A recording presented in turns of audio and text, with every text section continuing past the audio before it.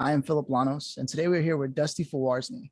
Now, Dusty was born and raised in the Show Me State, aka Missouri, in a small country town named Winfield, and she earned her bachelor's in sculpture from Truman State University and made her way to the Windy City. She started out sculpting and working in management and consulting spaces, and after half a decade of independent contracting, it was time to co-found Ink Factory with Lindsay and Ryan.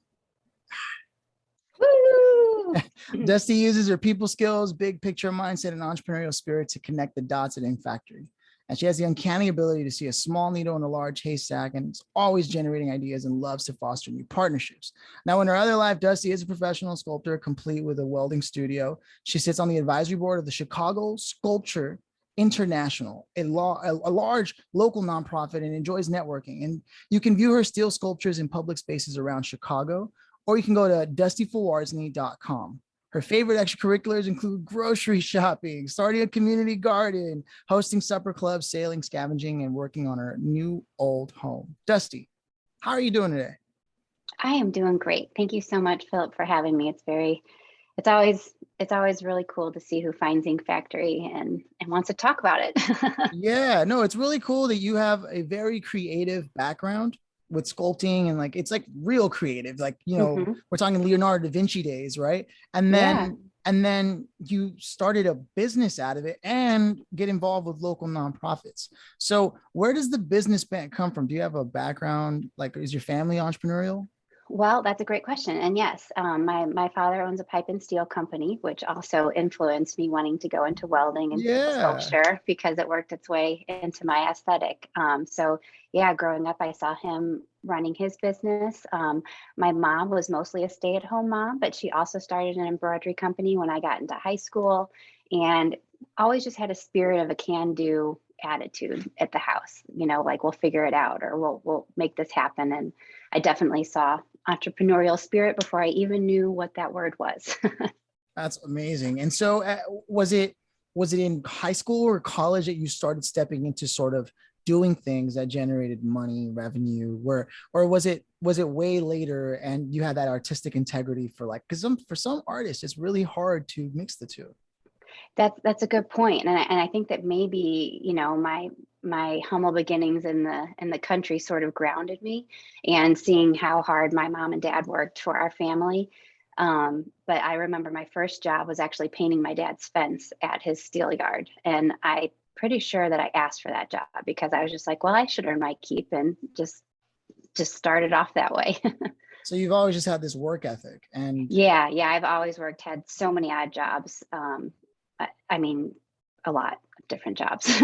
Got it. So Ink Factory is born after you've launched your whole career and you had this whole other life. You got together with your friends and you just talked about creating a business, or how did this genesis occur? It's a great question. So I made my way to Chicago, and I wanted to be in a more creative city, and that's what drew me here. But as I was working in this management consulting space on a team of facilitators that sort of harnessed the power of the group genius, there was a facilitation role called a scribe. And Lindsay and Ryan trained me in this space. And there were other aspects of the workshops that kind of helped large companies like Fortune 100s, 500s get from point A to point B faster. Maybe it was an IT implementation or a change management initiative. Lindsay and Ryan trained me, and we enjoyed doing the visual aspects of the job, but not so much the management consulting aspects of the job. And so it just sort of made sense that we had this awesome skill. You know, the economy was starting to kind of go down the tank. This is around 2008, 9, 10, 2008, 11. 2011 is when we actually launched. It just made sense that we could get together and do the thing that was most valuable on these teams that couldn't get outsourced, because we saw some of the roles getting outsourced. And we had a great skill, saw how drawing others' ideas helped them to communicate better, helped it to be more engaging, you know, when they were doing a presentation, helped clarify the information or their idea. And we just realized what a valuable skill that was. So Ink Factory was born. Wow. So you'll take people's word vomit and turn it into Mm-hmm. visual pieces that help communicate the idea better, because a picture is worth 1,000 words, right? That's exact. I couldn't have said it better. And so there's this element of graphic design, but really it's design thinking, right? It's like there's this design thinking that comes into play.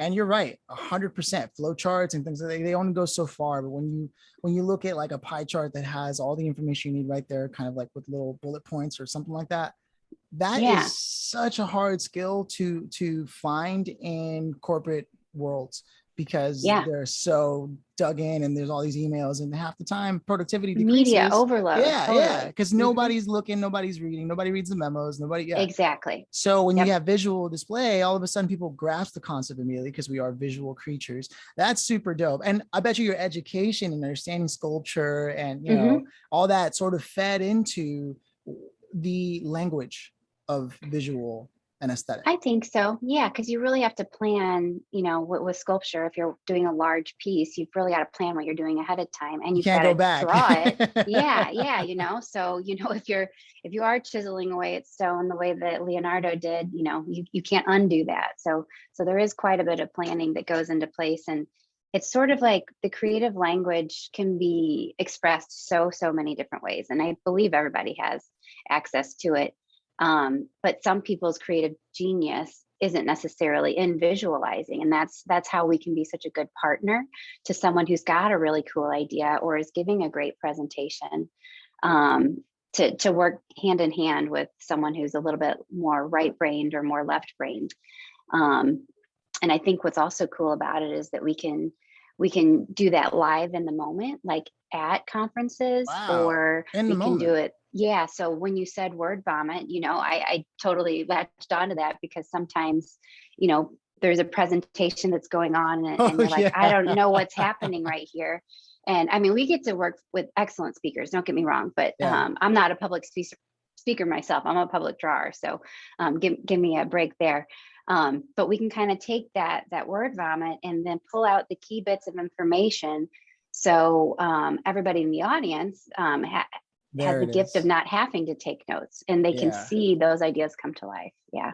Because there's a difference between a public speaker and somebody who could design great presentations for the public speech. That's right? True too. Yeah, absolutely. There was some Harvard course that I saw online that sort of broke that down. So it's really cool to see you bring that in. And you can create giveaways or takeaways, little pamphlets at events like that. So let me ask you this: who is the most ideal client or types of clients that you can expect, because they might be listening right now, who would be in tune with Ink Factory?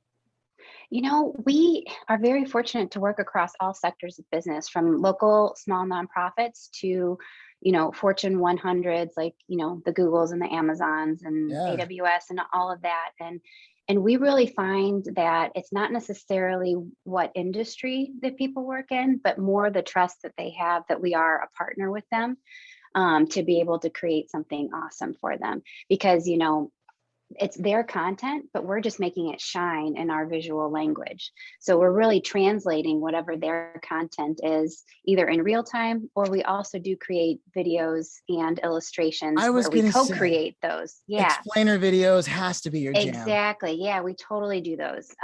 We don't do the whiteboard style of them. We kind of mixed up with our own style and pushed that genre a little bit.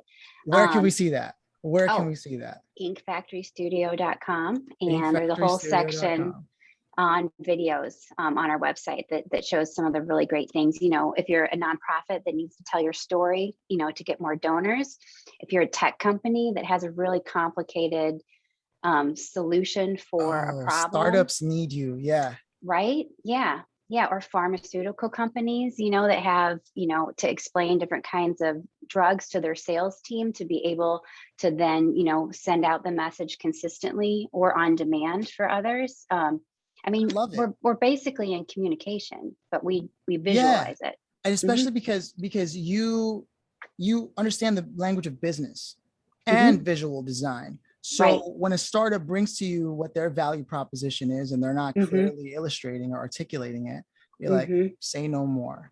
And you just there's someone I want to introduce you to who believes that all the problems in healthcare have to do with communication. Oh, I believe that. And they're a way more successful podcaster than me. So we'll table this discussion for after the recording. But yeah, I love that. I think this is something exciting here. Thank you, Phillip. Yeah. That being said, what do you want the listeners to know about what inkfactorystudio.com is working on moving forward for 2021, the remainder of it, and 2022 coming up? Yeah, I think that's a great question. And I am the chief visioning officer. So that's something that I think about quite a lot. And, our mission is to create visual experiences that inspire and engage. And that's morphed, through the pandemic where we're working more virtually. But we really tick the box on that every single day. Our vision, however, is a world where visuals are the universal language. And we believe that's true already if you have the gift of sight, but people just don't realize it, kind of like what you were just saying. Like, everybody can understand visuals. They transcend language, right? So we teach what we do, and we teach it to all different ages, lifelong learners. And we believe that getting curriculum in schools to help, like a college student that's, the first generation going to college or something like that, to learn to take visual notes to help them in their learning journey, because it increases data retention, would be such a great way for them to not only enhance their learning, but also for them to be able to express their ideas better and more visually to more people. So we think that, visuals getting together to help solve problems sooner is better. And that's like our grandiose, leave the world a better place type of thing. I see big implications for Ink Factory Studio in education. Number one, there's a lot of neurodivergents out there that don't necessarily respond to information the same way. Right. So you being able to have your hand on everything that's happening in education. And, there are some people that I've met who I'm actually working with on another show that have a new online platform. I want to make that introduction too, because of what you do specifically. The other implication I see, and I'm so excited for, and I don't know if you've given any thought, is augmented reality and virtual reality is going to be a real thing. Yes, I think so too. I don't know if you've ever visited Decentraland, which is the new Decentraland. Yeah, it's like cryptocurrency and Disneyland on the blockchain virtual reality, right? Right now, the design is terrible because it's mostly programmers designing it. But the concept is going to be the future. I wish I was smarter in a lot of ways to take more advantage of it. But someone with your aesthetic skills and your business savvy, I know is not going to have any trouble stepping into this world. Oh, cool. You're going to be designing the future that we look at. Oh, wow. That's the implication I see. But that's just me, pie in the sky, brainstorming, which is my strength. I'm a super brainstormer. Brainstormer. So that being said, why don't we take some time to also look at the Chicago Sculpture International local nonprofit that you work with? We might as well. Nonprofits don't get a lot of opportunities, and since you work with them, I figure we might as well mention them. Yeah. Oh, thank you. So gosh, when I moved to Chicago, like I said, I wanted to be more involved in a more creative place. And the first thing I did was volunteer at Art Chicago, because I wanted to meet people in sculpture in the community. Yes. Yeah. Yeah. And so I met the then president of CSI for short, because it is a mouthful. And it was great talking to him. And he's like, oh, why don't you come to our meeting? And so I came to the meeting, and then, fast forward a couple of years later, I was sitting on the board and, went through all the different positions and ended up president. Wow. I've since stepped down, but I just think that art has such a beautiful way to help the neurodivergent learners that you talked about, but also just everybody to access their emotions in a different way, to see the world in a different way, to see other people's point of view in a different way. And I really believe in the power of public art to help shape communities as well. 100%. That's why New York is so awesome, or just like Chicago, where they have all those sculptures. It just the big Picasso impact. They say, and I forget where I read this because I read way too much, but they say that the ancient Egyptians used to meditate with 3D orbs or, pyramids or other shapes like that in order to remind themselves of the perfection that is capable and possible through the power of intention. So cool. That's a little meta, but I'm there. it speaks to what you're doing. Oh, you're an artist. Of course you would understand. So that being said, I want to give the opportunity here to have you let people know, not just the website, which is inkfactorystudio.com, but also you have social media handles, I imagine. Yes, of course we do. We're definitely on Twitter and we're on Instagram. Our most active channel, depending Yes, on that's the who most important you one. are, I'd say Twitter. I mean, Twitter. excuse me. I'm so sorry. I'd say Instagram, which is makes the sense because you're a visual yes, platform. Yeah. because it's so visual. Yeah, we a lot of our things So like ink. I think I have it here. So it's Ink Factory Studio on Instagram. Yes. Okay, Yes, cool. it is. Yeah, and the worst thing that'll happen is you'll find a tattoo parlor if you don't find us, because there's a So couple ink factories out there. I have a question that I think I would be remiss if I didn't ask. Hmm. And that is because you do have the business savvy, but also the design savvy. Hmm. Do your partners, Lindsay and Ryan, also have that? Or are you Yeah. the business aspect of it? Oh no, All three of you. we both have complementary skills. So, Got it. like my first day walking into that management consulting workshop, Lindsay trained me, and I remember Wow. her showing me the ropes and teaching me things, and I was just like, oh gosh, I got a lot to learn. And then likewise, the next event that I worked, I think Ryan was on that event, and I was just like, oh gosh, all these people are so talented and great personalities and complementary strengths too. We all have different risk Yes. aversion. We Oh all yeah. have, Lindsay hones in more on financial aspects. Ryan hones in on the marketing and the brand and early on. And I'm the people person. So we have Got these it. complementary strengths that, I'm the same way. mhm. I need a finance and a marketing person in my life. Yeah, well, we've grown into that. We never would have known to say that 10 years ago, but Got it. but through the years, that's where we've ended up based off of strengths. If you could leave behind a word of advice for anyone who's creative, that's thinking about going into business, or who happens to have a hard time adopting a business posture, Hmm. what would you say to help ease that journey?